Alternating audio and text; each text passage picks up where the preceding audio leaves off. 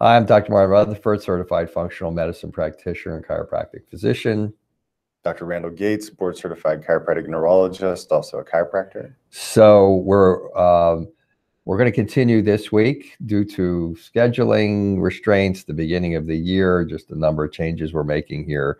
This was the easiest way for us to go today. We will be starting more new topics next week for those of you who've been watching. We're just going to answer some of the questions that we haven't had a chance to answer over a long period of time. And every now and then, we will answer select questions that seem to be questions that we think a lot of people out there might be asking based on what we hear in the histories that come in, based on what we hear from people who have the types of conditions that we address. So the first question we're going to address today is pernicious anemia autoimmune? It seemed to me that one could be pretty well easily figured out on the internet. Can it cause severe pain and tummy issues you describe? I think pernicious anemia is autoimmune, but I think it's a very interesting thing to maybe expand on a little bit and types of things that might be connected to. And so is it autoimmune? Can it cause severe pain and tummy issues do you describe? The tummy guy will answer that. So relative to pernicious anemia, technically it's autoimmune gastritis where the immune system is attacking your stomach. With pernicious anemia specifically, we have immune cells that attack intrinsic factor. Intrinsic factor is the product made in your stomach cells that binds to B12 so you can absorb your B12. But in that process, a lot of patients who have autoimmune gastritis may also have their immune system killing the parietal cells of the stomach as well. And in the course of that, that means basically your immune system is killing your stomach. Just like if your immune system was killing your joints, it would probably hurt. A lot of patients who have autoimmune gastritis do have gastritis, they have stomach pain, and we pick up this entity pretty frequently. It's not very commonly tested for in the medical world unless you are egregiously low in B12. That's been our experience. And you also have to have a serum gastrin done as well, because gastrin is a hormone made in your stomach, and when your stomach is breaking down, gastrin goes up. That's one way to detect pernicious anemia or autoimmune gastritis. So the answer to the question is yes, it can cause your stomach to hurt, and yes, it is autoimmune. It's frequently associated with an H. pylori infection in the stomach. That seems to be the underlying cause as to why the immune system is attacking the stomach. It's trying to get to that bacteria. Although I will say, so just know the statistics on H. pylori infections. 86% of the world has H. pylori. 50% of Americans have H. pylori. I've been in practice for 8 years now, and I can't say that I've seen one positive H. pylori test come back from the standard gastroenterology tests. And so it's frequently, let's say the sensitivity and specificity varies with each test, and lots of times you may have what's termed an indolent infection. So it's maybe you had it, maybe it's gone. They're not 100% to detect via the lab testing. So just know that, because I've talked to pernicious anemia patients. They say, well, I had H. pylori test done and they're negative. Well, that doesn't really mean anything until you have the full battery of tests done for that. So that's pernicious anemia. And it's related to Hashimoto's too. Yeah, it can. So if you have Hashimoto's, yeah, thyroiditis, and you're having gut problems, it might be something also. Autoimmune attack against your thyroid, autoimmune attack in your stomach. Yeah. So yeah, okay, I think that handles it. Let's say, can you please comment on veganism? I have so many of the issues you're talking about, and since becoming vegan, I've had very promising improvements with my health. This could be almost any diet. In other words, I mean, I hear this commonly. I went to, I'm just kind of laying the groundwork here. I went to autoimmune paleo diet. I felt much better. I went to a vegetarian diet. I felt much better. I took wheat out. I took gluten out of my system. I went much better, and so on and so forth. We're both vegetarians, so so just understand we're that don't eat eggs. That don't eat eggs, yeah.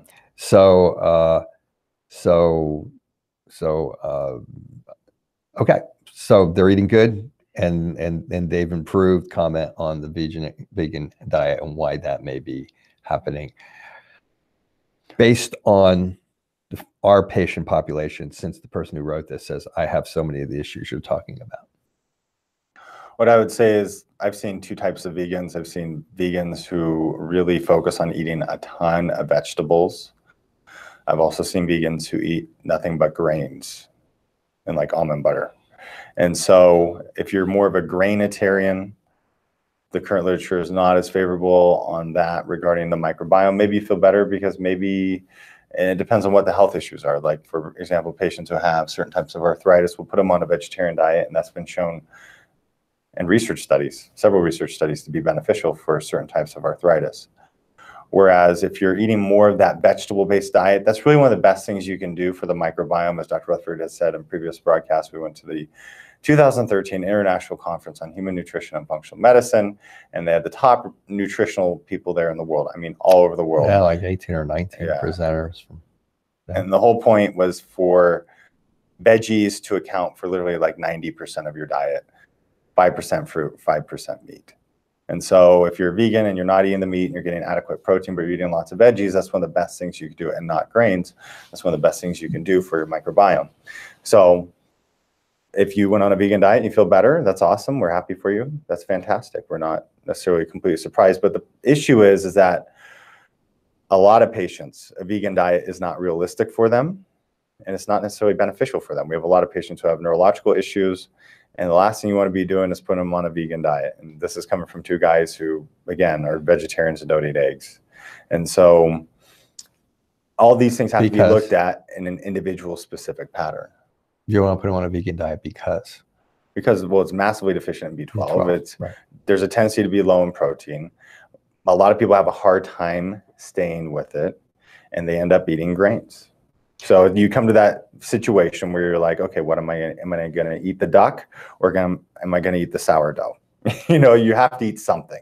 And so most people go for the sourdough, which for most of our autoimmune patients is actually the wrong decision. Right. So.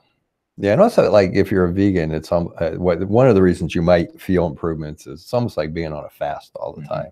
Now, some people will go to vegan diet and feel better, and some people will not. They might have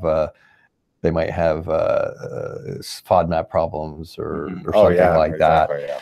Yeah. So you might have, so believe it or not, there might be actually vegetables that are feeding the bad bacteria in your gut by sugars. So it can be confusing. Yeah. So that's an aspect of it. You probably feel better because of a big part of why you feel better is when you're eating a vegan diet. If you don't have a bad bacterial problem that these certain vegetables are feeding, you're kind of on a fast. So you're decreasing inflammation, and you're probably, if you have any of the autoimmune problems that we treat, and 70% of your immune system is in your gut, you're probably dampening immune inflammation too. So those are probably some of the reasons. Usually, if somebody came into me with that and said, well, why am I feeling better? And this is, and then I'm not feeling all the way better. The answer would be, well, why do you eat a vegan diet and feel better? It would be because there's something wrong with your intestines.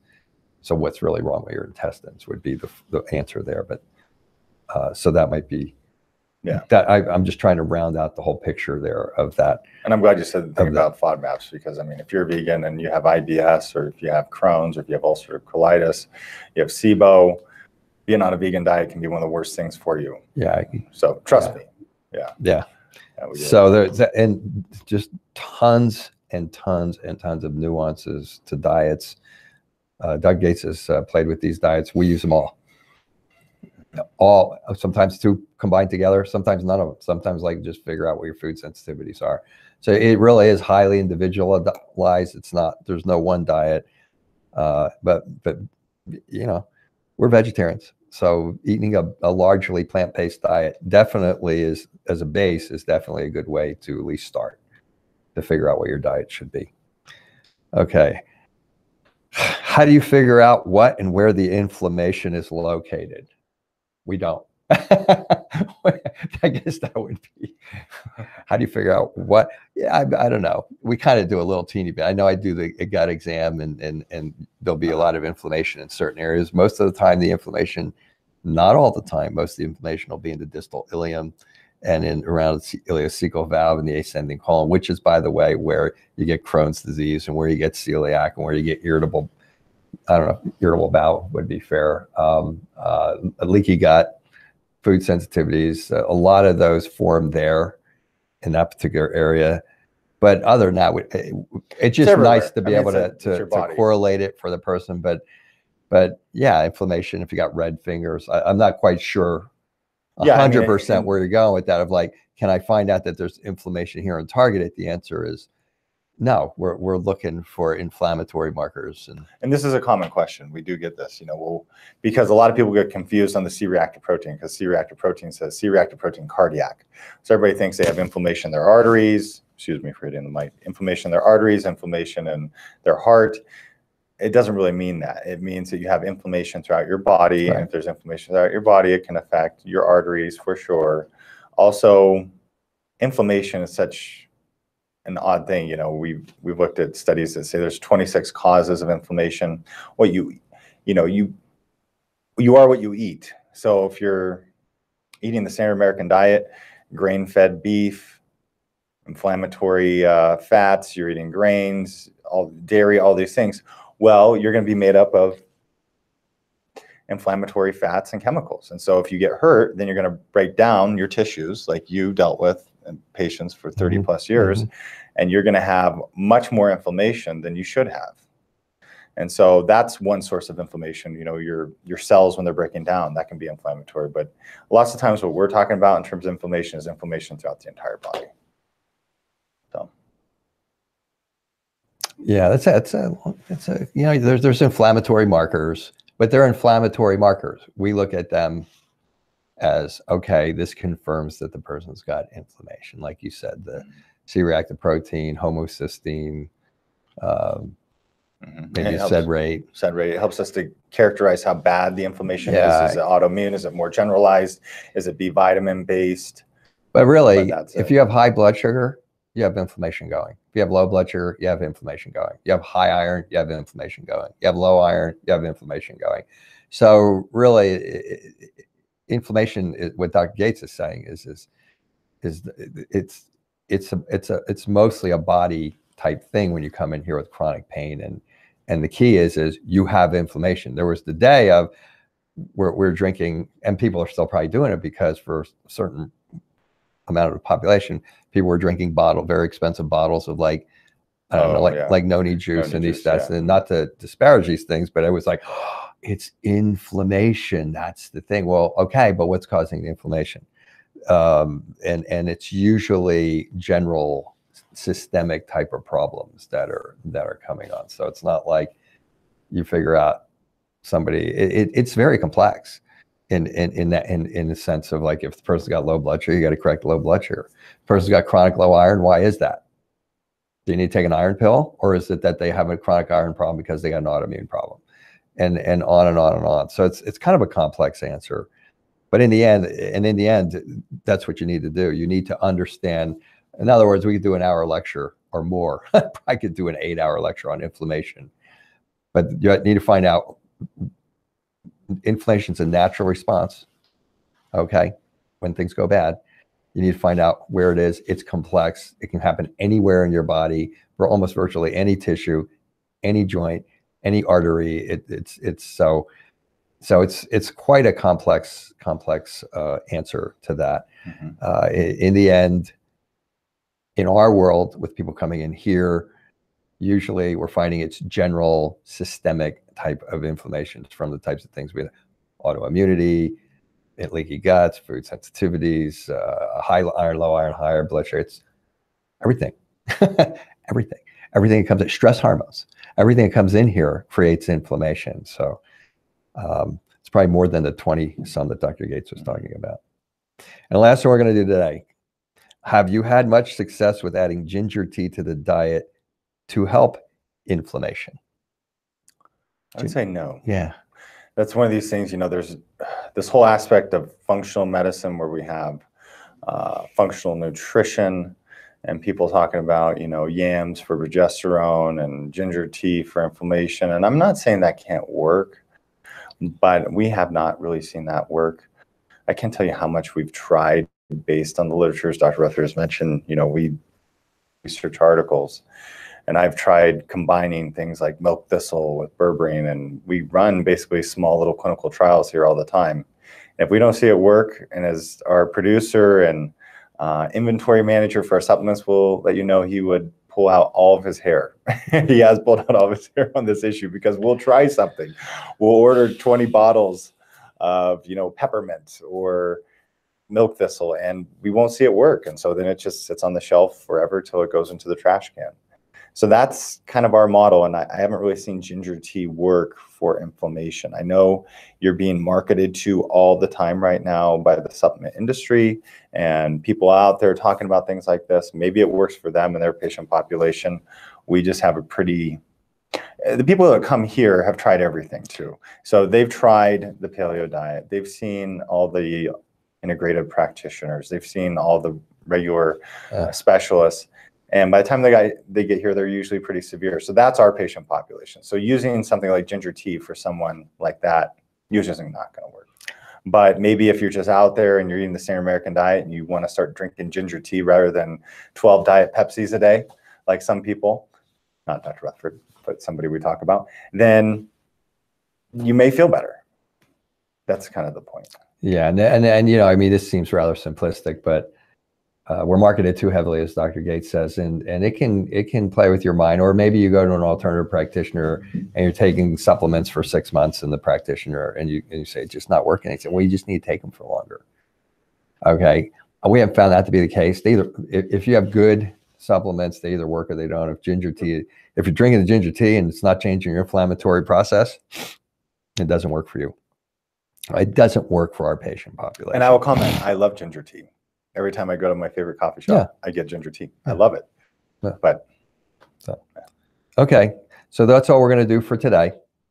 And next week, we will be back with a topic more along the lines of the topics that we have done over the last several years. So have a good day, and we will be seeing you again next week. And these can be found, I believe, on Power Health Talk. I believe that our producer wanted to say that. So you can access these on Power Health Talk. They're also on YouTube, I believe. And I think that's it. Okay, we'll see you next week.